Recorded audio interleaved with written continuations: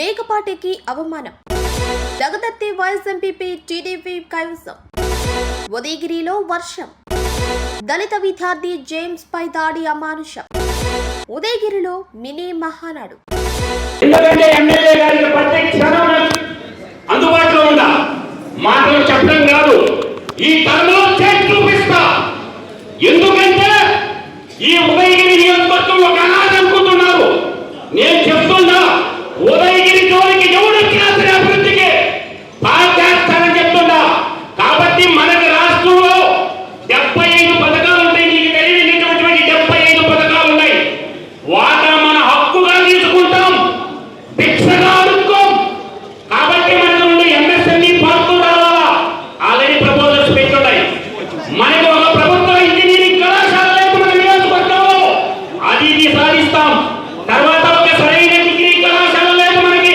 కలిగిరి కానీ, కొండాపురం కానీ, ఇంజమూరు కానీ, దొక్కలూరు కానీ ఒక సరైన గవర్నమెంట్ డిగ్రీ కళాశాల లేదు. అదే విధంగా 175 నియోజకవర్గాలు ఒక ఎత్తు, ఉదయగిరి ఒకే ఒక ఎత్తు. ఈ రోజు చెప్పుకోవడానికి ఒక్క కంపెనీ లేదు. కారణం ఏంటో తెలుసా? నీళ్లు లేకపోవడం. నీళ్లు లేక కాదు, సోమశిల డ్యాములో 75 టీఎంసీ నీళ్లు ఉన్నాయి, 60 టీఎంసీ కండలేరు రిజర్వాయర్లో ఉన్నాయి, 130 టీఎంసీ నీళ్లు ఉంటే కనీసం ఒక్క టీఎంసీ నీళ్లకు నోచుకోని ప్రాంతం మాకే. ఇది వెనక్కి నెట్టివేయబడ్డ ప్రాంతం. గుర్తుపెట్టుకోండి. ఈ రోజు నడిపుడు కాళహస్తి రైల్వే లైన్ ఎవరు ఆపాడు? ఇలా రైల్వే స్టేషన్ కూడా ఇంజూరు కదా మార్చాల్సినటువంటి పరిస్థితి ఉంది. అన్ని వనరులు ఉన్నాయి, బంగారు పంట భూములు ఉండే పంట భూములు ఉన్నాయి. ఇవాళ నెల్లూరు జిల్లా సాయిల్ టెస్ట్ చేయండి, మొత్తం బంగారంటి విలువైన భూమి ఉంటే నేల ఉదయగిరి. నీళ్లు ఎందుకు ఇవ్వడం? నల్ల రేగడ, ఎర్ర నల్ల రేగడ భూములు ఉంటే నీళ్ళు ఇవ్వడానికి ఏమైంది? అందువల్ల నీళ్లుంటే అభివృద్ధి ఉంటుంది, నీళ్లు లేకపోతే అభివృద్ధి శూన్యం. పరిశ్రమలు రావు, వ్యవసాయం సక్రంగా ఉండదు. మొదట వెలుగొండ ప్రాజెక్టు వల్ల ఒరిగుంటపాడు మండలం, సీతారాంపురం మండలం, ఉదయగిరి మండలం, దొత్తలూరు మండలం, సోమశిల ఐదవ కెనాల్, సోమశిల ఉత్తర కాలువ, Kapur branch canal, Srikonda branch canal. మిత్రులారా, నీకు ఒక మాట చెప్తున్నా. నేను అడిగితే మేకపాటి చంద్రశేఖర్ రెడ్డి నా మీద కేసు పెట్టి 3 నెలలు వైసీపీ గవర్నమెంట్లో పిచ్చి కుక్కినేటాన్ని చేయడాడు. ఒక్క గంట నా కొట్టాలని మూతి మీద మీసుతో చెప్తున్నా. ఆ రోజు రౌడీ శిక్ష మీద ఈ రోజు నేను రౌడీనా? భర్త మక్క కింద, ఉదయగిరి చెట్ట కింద రైతు పెట్టా. నేను రౌడీనా? హక్కుల కోసం పోరాడుతున్నా. కాబట్టి ఉదయగిరి కట్ట పిలుపుబాటు చేయాలా? మన ఉదయగిరి పాట వస్తుంది, రేపో ఎల్లుండో రిలీజ్ కాబోతుంది, సెన్సేషనల్ సృష్టించబోతుంది. ప్రపంచంలో ఉన్న ప్రతి తెలుగు బిడ్డ కోసం ఉదయగిరి పాట రాస్తున్నాము. ఆ పాట మీరందరికీ చేరుస్తాను. ఉదయగిరి జిల్లా మనం అభివృద్ధి చేసుకోవాలంటే నీళ్లు ఉంటేనే అభివృద్ధి, లేకపోతే శూన్యం శూన్యం శూన్యం. కావలి మాజీ ఎమ్మెల్యే ప్రతాప్ కుమార్ రెడ్డికి భారీ షాక్ ఎదురైంది. దగదత్తి మండలం ఉపాధ్యక్షుడు ఆధ్వర్యంలో ఇండిపెండెంట్ గా ఉప మండల అధ్యక్షురాలిగా కుడుమల చిన్నమ్మ ఎన్నికయ్యారు. 11 మంది ఎంపీటీసీలు ఒక్కరు రాజీనామా చేయగా 2 గైర్హాజరయ్యారు. 8 మంది ఎంపీటీసీలు వైసీపీకి దూరం జరిగి ఇండిపెండెంట్ గా ఉప మండల అధ్యక్షుడిని ఎన్నుకున్నారు. మాజీ ఎమ్మెల్యే రామిరెడ్డి ప్రతాప్ కుమార్ రెడ్డి నాయకత్వంపై అసంతృప్తితో వైఎస్ఆర్ కాంగ్రెస్ పార్టీకి ఎంపీపీ తాళ్ళూరి ప్రసాద్ నాయుడు వర్గం దూరంగా జరిగింది.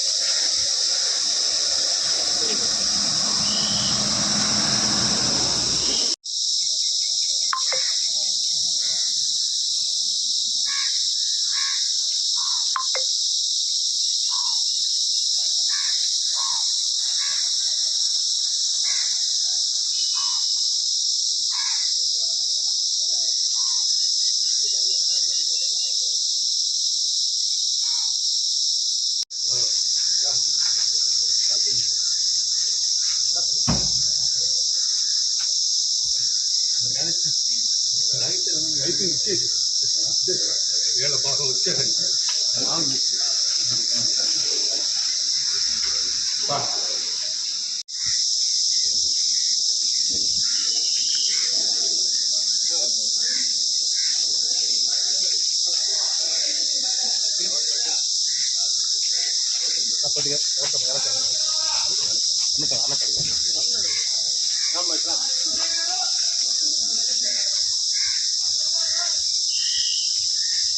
చిన్నమ్మంట అవునా?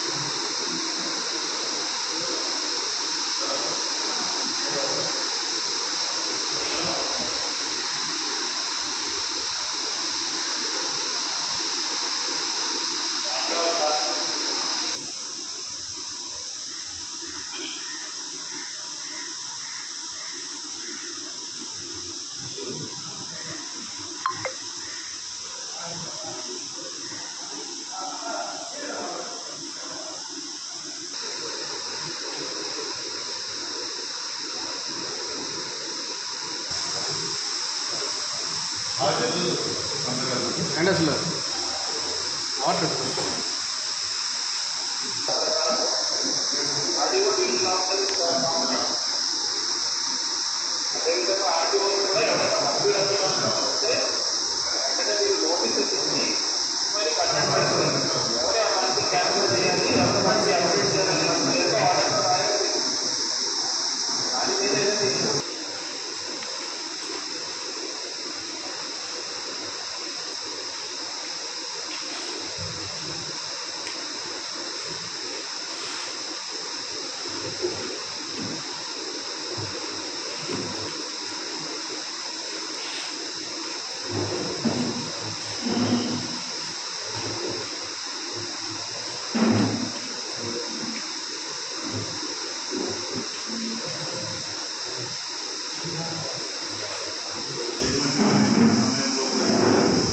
దాని ప్రకారం మన నియమ నిబంధనల ప్రకారం రాష్ట్ర నియమ నిబంధనల ప్రకారము ఒకే అభ్యర్థి పోటీ చేయడం జరిగింది. అందువల్ల ఏకగ్రీవంగా ఎన్నికైనట్లు 1994 ఆంధ్రప్రదేశ్ పంచాయతీరాజ్ చట్టం 153వ పరిచ్ఛేదంలో నిర్దేశించిన ప్రకారం మరియు ప్రభుత్వ ఉత్తర్వుల నందు 173 తేదీ 10/5/2006 సంవత్సరించి 19/5/2025 ఉదయం 11 గంటలకు జరిగిన ఎన్నికల్లో దగదర్శి మండల ప్రజా పరిషత్ ఉపాధ్యక్షులుగా ఈ కింద పేర్కొనబడిన సభ్యులు ఎన్నికైనట్టు ప్రకటించడమైంది. శ్రీమతి కుటుంబ చిన్నమ్మ, మండల ప్రజా పరిషత్ ఉపాధ్యక్షులు, దగదర్శి మండలము, శ్రీ పొట్టి శ్రీరాములు జిల్లా, నెల్లూరు జిల్లా వారిని ఏకగ్రీవంగా దగదర్శి మండల ప్రజా పరిషత్ ఉపాధ్యక్షులుగా ఏకగ్రీవంగా ఎన్నుకోబడమైనదని తెలియజేయడమే. దగదర్శి మండల ప్రజా పరిషత్ ఉపాధ్యక్షులు అయిన శ్రీమతి కుడుమల చిన్నమ్మ అను నేను శాసనం ద్వారా ఏర్పాటు చేయబడిన భారత రాజ్యాంగం పట్ల నిజమైన నమ్మకము మరియు విధేయత కలిగి ఉంది నేను స్వీకరించబోతున్న విధిని నమ్మకంగా నిర్వహించదనని భగవంతుని పేర ప్రమాణం చేయుచున్నాను.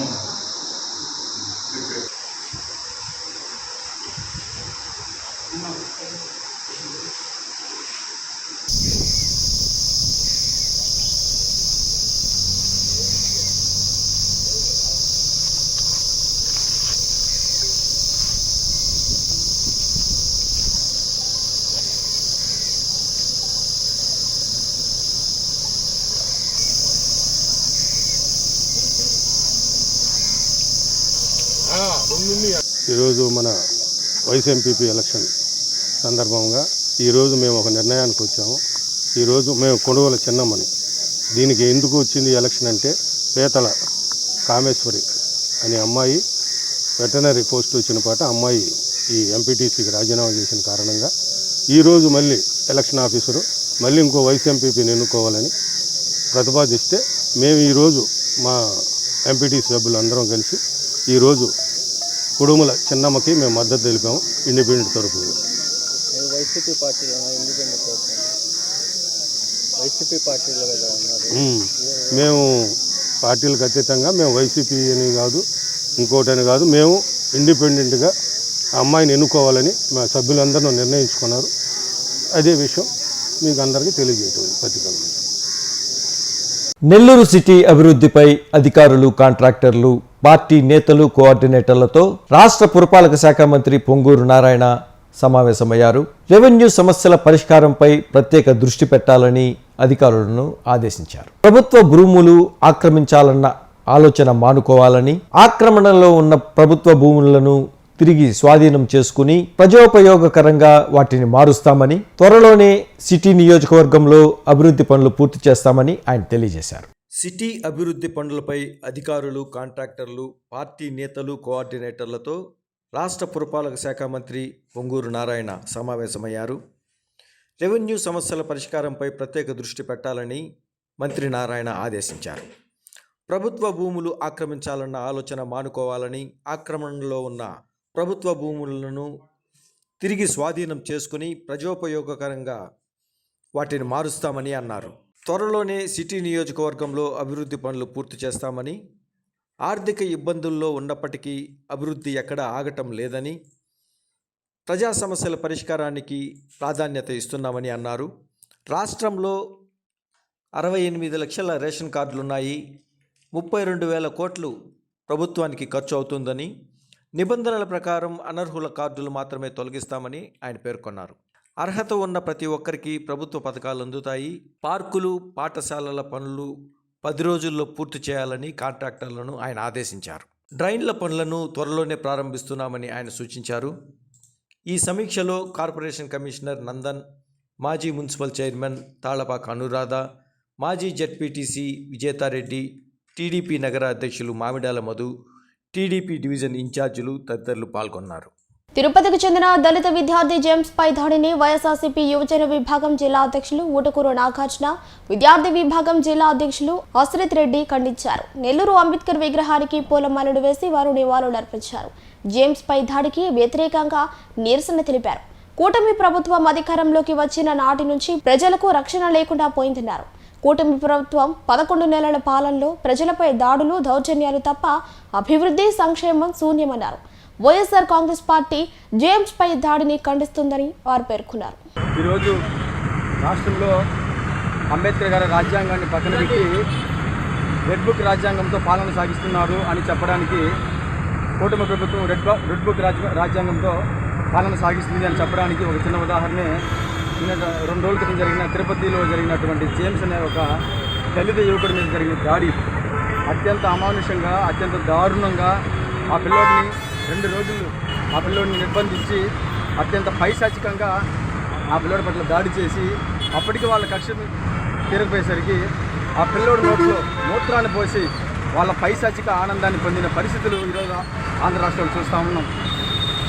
ఇదే కాదు, కొద్ది రోజుల ముందు గౌరవ డిప్యూటీ సీఎం శ్రీ పవన్ కళ్యాణ్ గారి కాన్స్టిట్యున్సీ అయినటువంటి పిఠాపురంలో మాలెమని గ్రామంలో కూడా ఒక దళిత యువకుడు పనిచేసి చనిపోతే ఆ దళిత యువకుడు కావచ్చు, ఆ కుటుంబానికి కావచ్చు న్యాయం చేయాలని అక్కడ ఉన్న దళితులందరూ కూడా అంబేద్కర్ గారి స్టాచ్యూ దగ్గరికి వెళ్ళి ధర్నా చేసి న్యాయం చేయమని అడిగిన పాపానికి ఆ కుటుంబాన్ని మొత్తం బహిష్కరించాలి. ఆ కుటుంబంలో ఎవడు ఏ షాప్కి వెళ్ళినా సరే వాళ్ళకి బ్రష్లు అమ్మకూడదు, టీ పోయకూడదు, పాలు ప్యాకెట్లు అమ్మకూడదు అని చెప్పి ఒక నియంత్రణ పాలన సాగిస్తూ ఉంటే, కనీసం ఆ కాన్స్టిట్యూన్సీకి సంబంధించిన ఎమ్మెల్యేగా ఉన్నటువంటి ఈ రాష్ట్ర డిప్యూటీ ముఖ్యమంత్రి పవన్ కళ్యాణ్ గారు ఒక స్టేట్మెంట్ కూడా ఇవ్వకపోవడం అత్యంత దౌర్భాగ్యమని తెలియజేస్తూ ఉన్నా.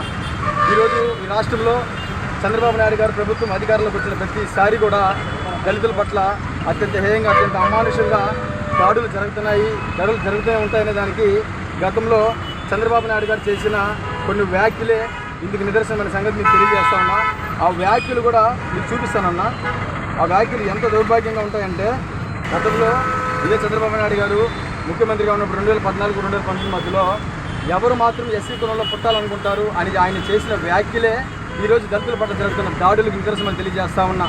అప్పుడప్పుడు అక్కడక్కడ దళితుల మీద జరిగిన దాడుల పట్ల నామకే వాస్తుగా నామమాత్రంగా కొన్ని కేసులు పెట్టేసి మేము చర్యలు తీసుకుంటామని చెప్పడం కాదు. అసలు దళితుల పట్ల దాడులు జరగకుండా చర్యలు తీసుకోవాలనేదే మా యొక్క పోరాటం. రానున్న రోజుల్లో ఇదే విధంగా పాలన సాగిస్తూ పోతే రాష్ట్రంలో దౌర్భాగ్యమైన పరిస్థితులు ఎలా ఉన్నాయని చెప్పేదానికి కూడా ఒక చిన్న ఉదాహరణ కూడా చెప్తా. ప్రతి రాష్ట్రంలో కూడా ఏ రాష్ట్రానికైనా ఒక పార్టీ తరఫున ఒక ముఖ్యమంత్రి ఉంటారు. మన దౌర్భాగ్యం ఏమిటంటే మన రాష్ట్రంలో 3 ముఖ్యమంత్రులు ఉన్నారు.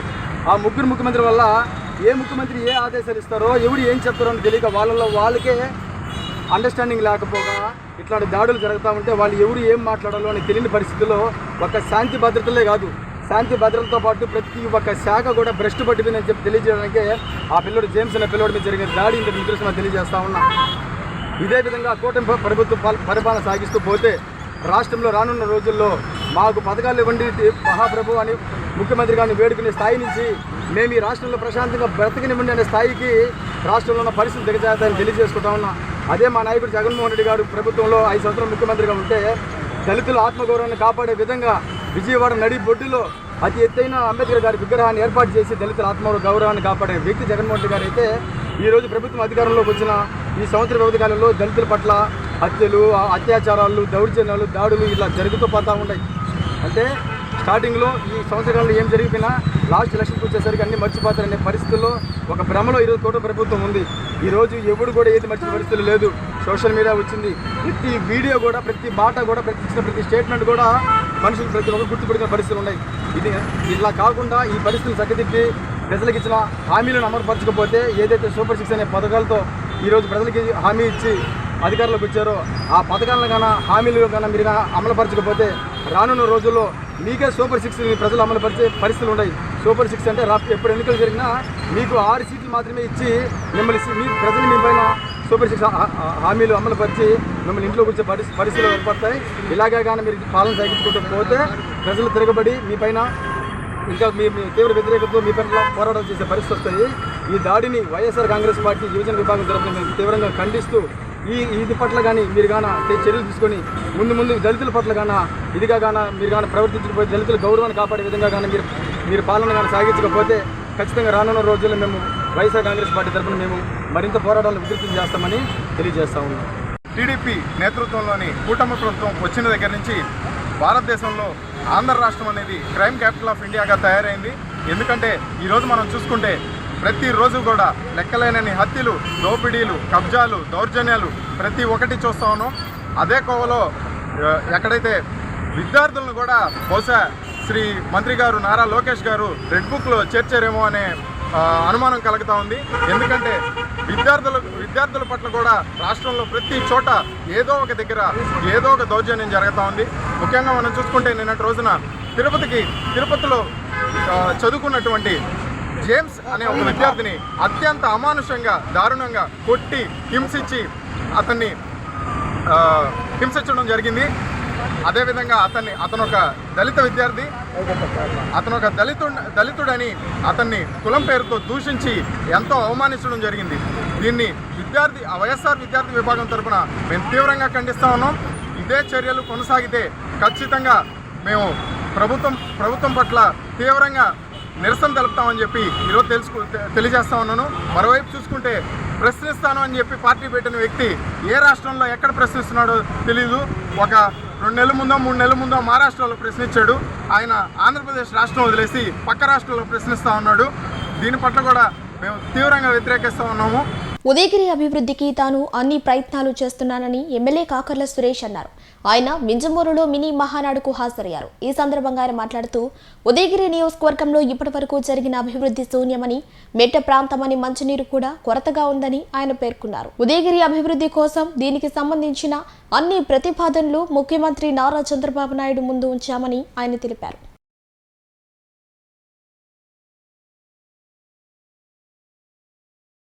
తెలుగుదేశం పార్టీ 1982 మార్చి 29న ఓల్డ్ ఎమ్మెల్యే క్వార్టర్స్ లో స్వర్గీయ నందమూరి తారక రామారావు గారు నామకరణం చేసి స్థాపించిన తెలుగుదేశం పార్టీ ఈ రోజున 1 కోటి సభ్యులకు చేరుకొని దేశంలో మరెక్కడా లేని విధంగా ఒక రెండు తెలుగు రాష్ట్రాల్లో తెలుగుదేశం పార్టీ ఆ స్థానాన్ని పొందింది.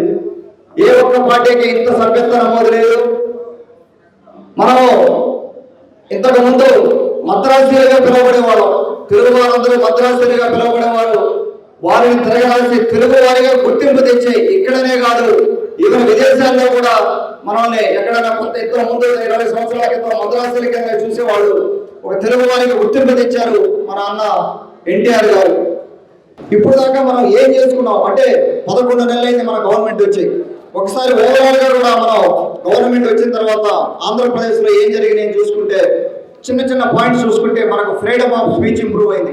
అంటే ఒక రకంగా స్వాతంత్రం వచ్చింది అన్న భావన ప్రజల్లో కలిగింది. నేను ఒకసారి గమనిస్తే ఇంతకుముందు పోలీస్ సెక్షన్లు ఎవరికి తెలిసే కాదు. ఈ 307 అని లేదా 348 అని ఈ సెక్షన్లు ఎవరికి తెలిసిన సందర్భం లేదు. నాకు తెలిసి నాకు కూడా తెలియదు ఆ సెక్షన్ లేదు. కానీ గత వైసీపీ ప్రభుత్వ పుణ్యం జగన్మోహన్ రెడ్డి గారి పుణ్యం అని చాలా మందికి ఈ సెక్షన్ల పట్ల అవగాహన వచ్చింది. ఈ రోజున ఏదైనా ఎక్కడ గొడవ కూడా మాట్లాడితే 307 పెట్టారు సార్ కేసు అంటారు. అంటే ఆ రకంగా అవగాహన వచ్చింది ఆ కేసులన్నిటి మీద. అదంతా పోవాలి. పోలీస్ స్టేషన్లో మనం కేసులు పెట్టుకుంటే మన సమాజం ముందుకెళ్ళదు, డెవలప్మెంట్ ఆగిపోతుంది.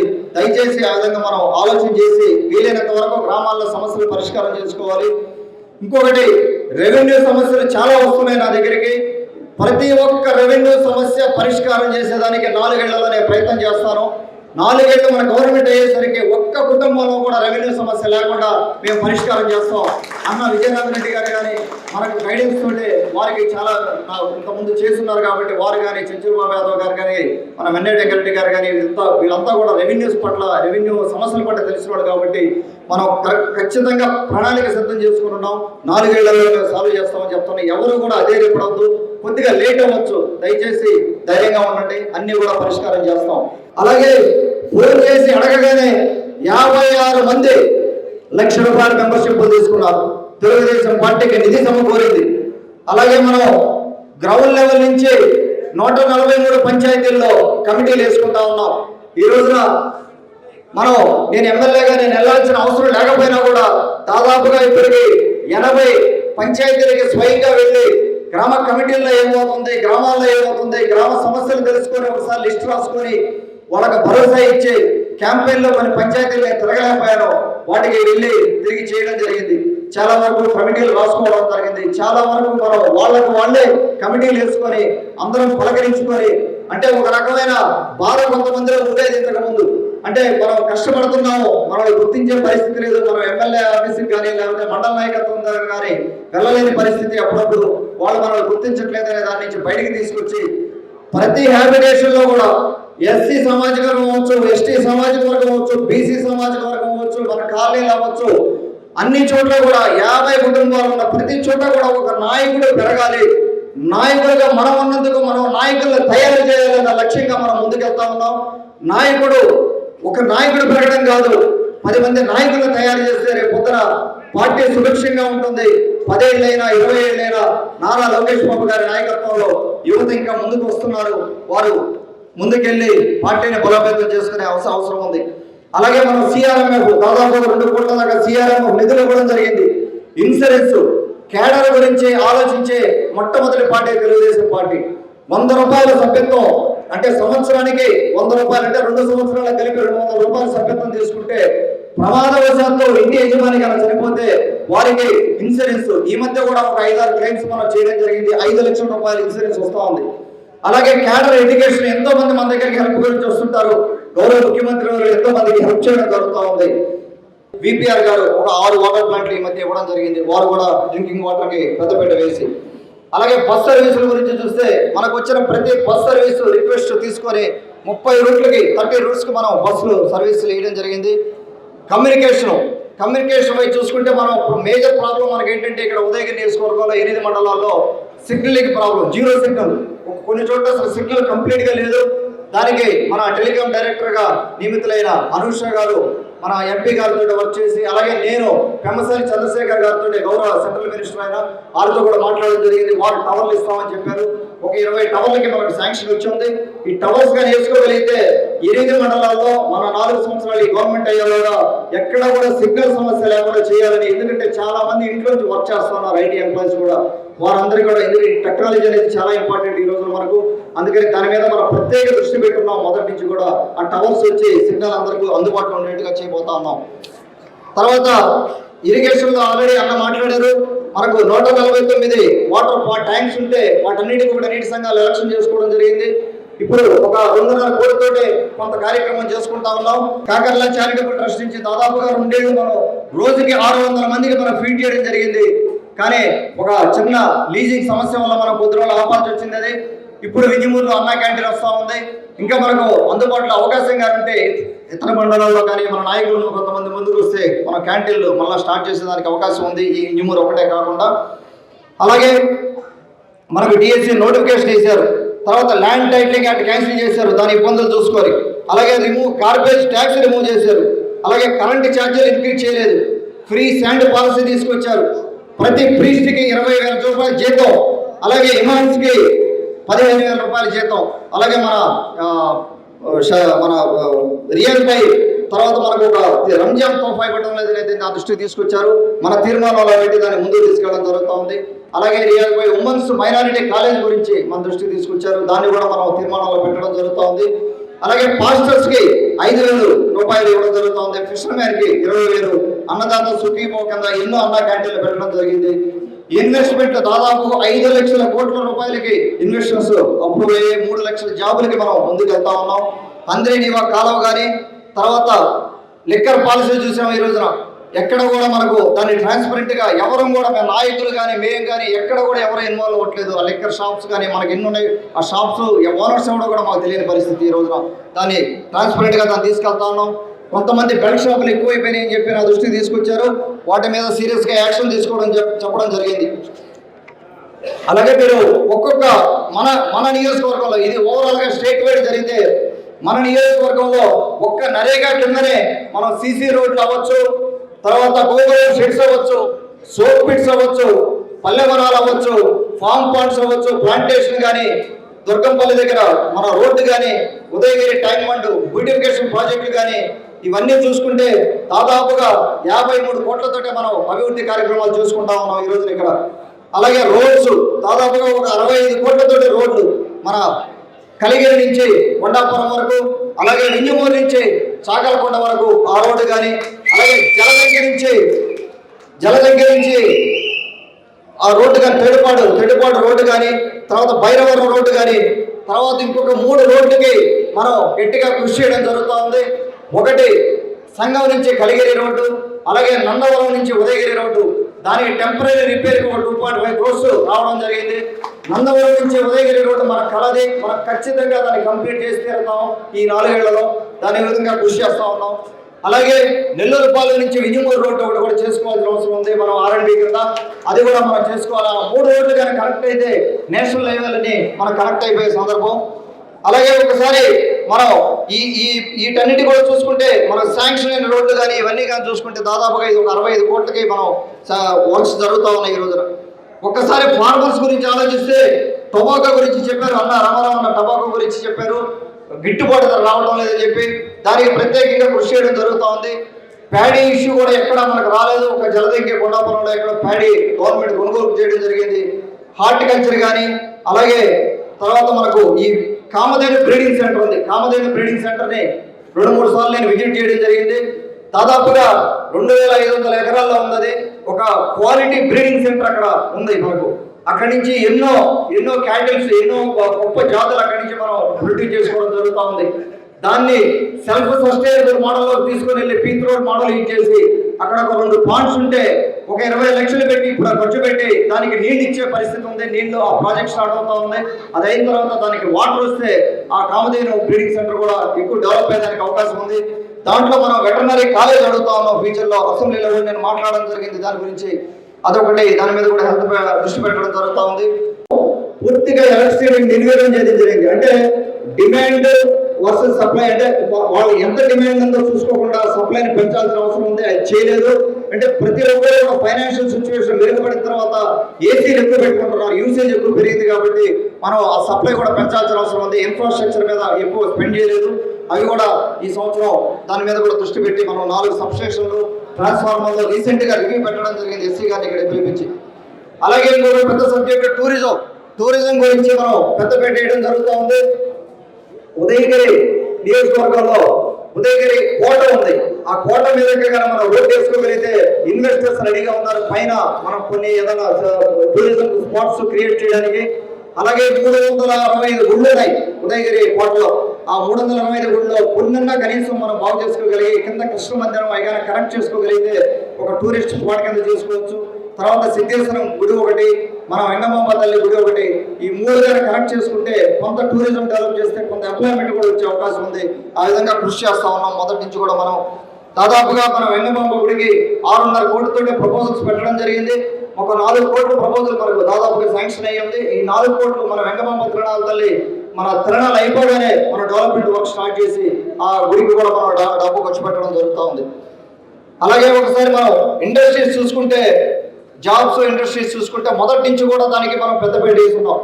కేవలం మనకు ఇష్యూ ఏంటంటే ఇక్కడ ఒక రిజర్వాయర్ ఇప్పుడు టెక్స్టైల్ ఇండస్ట్రీ రావాలంటే వాళ్ళు ఒక రిజర్వాయర్ అడుగుతారు, పెద్ద రిజర్వాయర్ అడుగుతారు. అది మనకు ధైర్యంగా లేని సందర్భం.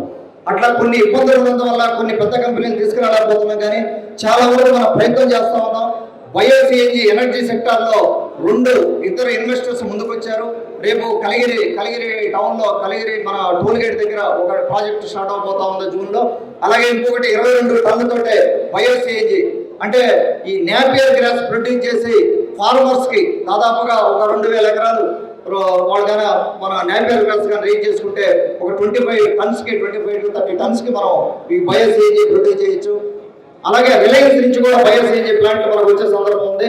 వాటి మీద కూడా ప్రత్యేకంగా కృషి చేస్తా ఉన్నాం. మ్యానుఫ్యాక్చరింగ్ ఇండస్ట్రీస్ కానీ, తర్వాత ఈ వుడ్ కట్లరీ ప్రాజెక్ట్ ఒకటి ఉంది ఉదయగిరిలో. దాన్ని బయటికి తీసుకొచ్చి దాన్ని కెపాసిటీ పెంచగలిగితే ఇంకెక్కువ మందికి మనం ఉద్యోగాలు ఇచ్చిన వాళ్ళు అవుతాం. దాని మీద కూడా మనం ప్రయత్నం చేస్తాం. ఆడ కేవలం 2-3 మిషన్లు పెట్టుకుని వాళ్ళు ఆ వుడ్ కట్లరీ ప్రాజెక్ట్ చేస్తా ఉన్నారు. దాని మీద కూడా ప్రత్యేక దృష్టి పెడతాం. అలాగే మనకి రామాయపట్నం పోర్టు దగ్గర ఇండోసాల్ కంపెనీ కానీ, అలాగే బీపీసీఎల్ రీఫైనరీ కానీ 95,000 కోట్లతో వాళ్ళు స్టార్ట్ చేశారు. అంటే మనకి దగ్గరలో ఉంది కాబట్టి మన యూత్ కూడా జాబ్స్ వచ్చే అవకాశం ఉంది. మనకు కూడా అక్కడ జాబ్స్ వచ్చే అవకాశం ఉంది కాబట్టి దాన్ని కూడా మనం కన్సిడర్ చేసి ఫ్యూచర్లో ఎన్ని జాబ్స్ మనం క్రియేట్ చేసుకోవాలని చూస్తా ఉన్నాం. నేను క్యాంపెయిన్లో 10,000 జాబ్స్కి చెప్పుకున్నాము. ఆ విధంగా మనం ప్రయత్నం చేసుకుంటూ ముందుకు వెళ్ళడం జరుగుతూ ఉంది. బంగాళాఖాతంలో భారీ తుఫాన్. తెలుగు రాష్ట్రాలకు 7 రోజులు భారీ వర్షాలు కురవనున్నాయి. నైరుతి రుతుపవనాలు జోరు మీదున్నాయి. నైరుతి రుతుపవనాలు దూసుకువచ్చేందుకు అనుకూలమైన వాతావరణం ఉందని భారత వాతావరణ శాఖ అధికారులు తెలిపారు. ఇప్పుడు నైరుతి రుతుపవనాలు దక్షిణ అరేబియా సముద్రంలోని కొన్ని ప్రాంతాలకు రానున్నాయి. అలాగే శ్రీలంక కింద ప్రాంతం, మాల్దీవులు, బంగాళాఖాతం దక్షిణ ప్రాంతం, అండమాన్ దీవులు, అండమాన్ సముద్రం అంతటా నైరుతి రుతుపవనాలు విస్తరిస్తున్నాయి.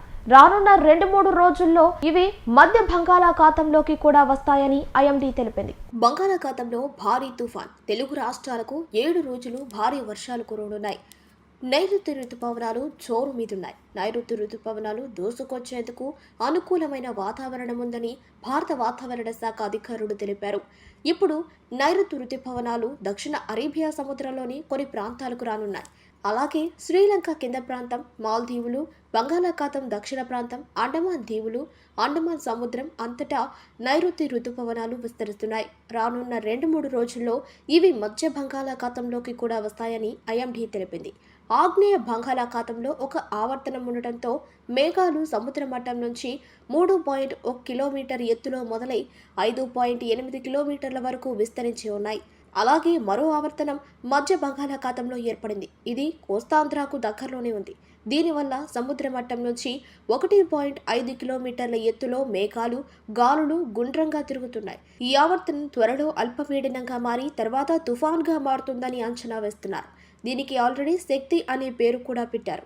ఈ శక్తి తుఫాన్ వచ్చే 2 వారాల పాటు ప్రభావం చూపిస్తుందని అంచనా వేసింది.